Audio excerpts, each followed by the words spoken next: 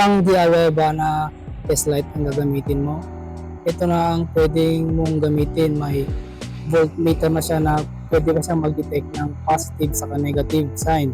Ang kagandahan ng mga ganitong klaseng mga test light ngayon na bago na nabibili sa market sa halagang 200 lang, may kuwan na siya na voltmeter siya. Pwede mo siyang i-test sa mga positive sa negative, mga 12 volts, 24 volts, mga DIY na mga kuryente na electricals, pwede to, mga ganito. At ito ang maganda pa dito kasi kahit di mo titignan yung positive sa negative, madidetect mo sa kulay lang siya.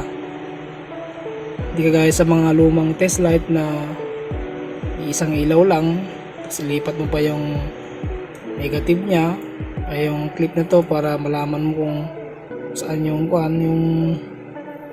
positive sa negative. Ito, kahit ilipat mo siya, kahit di mo siya linilipat, pag ginamit mo na siya, may kulay na siya na mapapakita dito sa indicator niya. At makikita mo rin yung nakalagay yung voltmeter na volts, kung ilang volts yung detect ng test light na ito.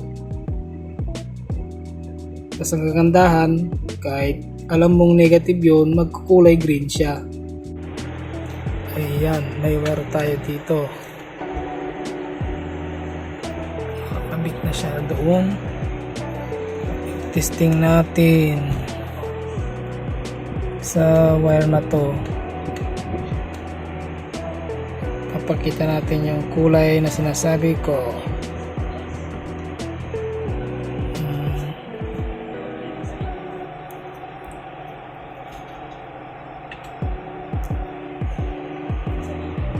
Yan. Oh, diba may ilaw siya, green. Yung puti na to is yung, tapos kung baliktarin ko,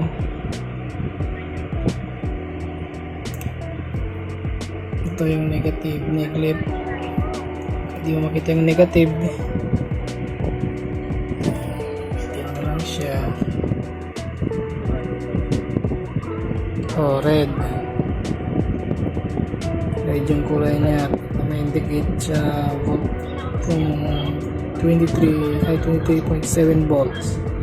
Siyang gamitin sa mga battery din siya. Yan lamang po for today's video, at ingat and God bless.